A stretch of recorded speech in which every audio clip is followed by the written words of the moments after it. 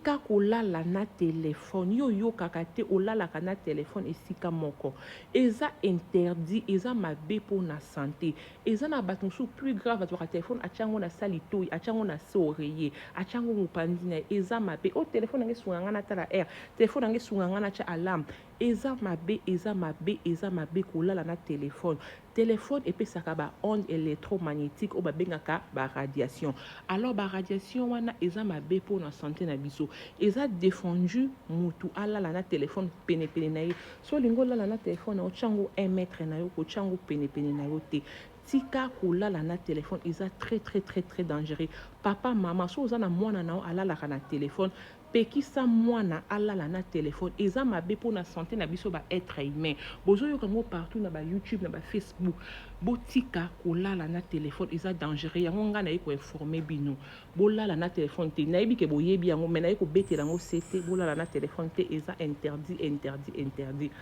à bon attendeur sa ligne